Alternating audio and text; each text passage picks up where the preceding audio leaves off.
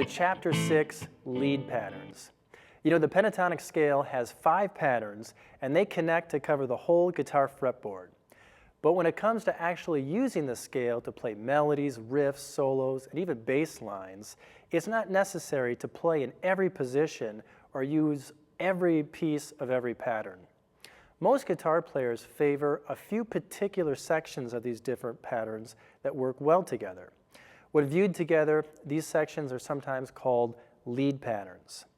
And you will become more proficient at what you play, and you'll find your way around the neck better when you narrow your focus in this way. Lead patterns help you play around a reference chord shape. They help you keep track of the tonic pitch in a scale. They help you duplicate licks and phrases in different registers, and they can also be played with the first 3 fingers of your left hand, which most guitar players find to be the strongest and most coordinated. Finally, these lead patterns are going to become the basis for the chapters that follow when you get into using major scales, modes, harmonic minor scale patterns, and also outlining chords and chord progressions. All right, so we're going to get started in the key of A minor, and we're going to play around a common A minor bar chord here at the 5th fret. Now, normally, when guitar players are playing around a minor bar chord like this, they're going to use pentatonic pattern 1.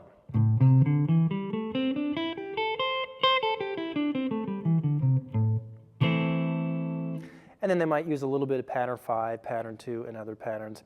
But I'm going to show you a little bit different way of thinking of it. And we're going to focus on the tonic pitch A, and we're going to create what I call riff boxes. So the first box is going to work around the root or the tonic A at the 5th fret of the 6th string. And you're going to put your ring finger on it. And we're actually going to play all the notes of the A minor pentatonic scale in this position with a little bit of sliding or a little bit of bending. So you have your root A, then you have the minor 3rd C, then you have the 4th D. You could either slide into E or bend into it. Then you have the flat 7 G, and then you're back on A, and that completes the pentatonic scale.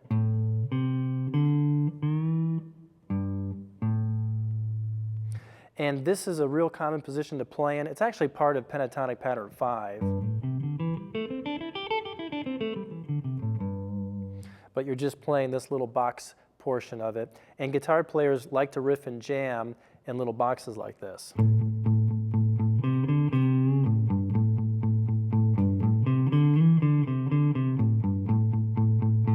Just like that. Okay, next what we're going to do is move over to the 7th fret of the 4th string and play an identical riff box working around this A right here, an octave higher. So you've got A, then here's your minor 3rd, here's your 4th. You can either bend into the 5th E, slide into the 5th E, or you could bend into it. Here's your flat 7 G. So you could riff and jam in this box.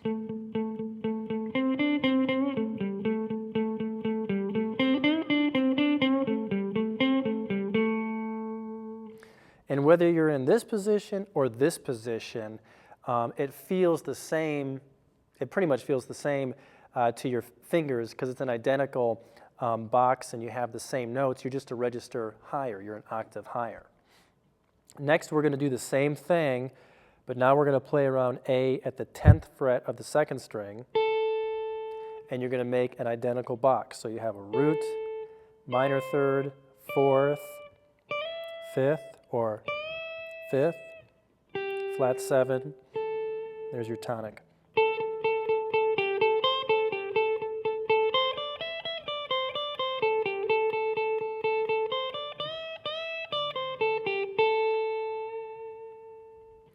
And this is actually part of pentatonic pattern 2. So you played a little bit in pentatonic pattern 5. You use a little bit of pentatonic pattern 1. a little bit of pentatonic pattern too. And you can actually connect these and play through the notes of the A minor pentatonic scale in order like this.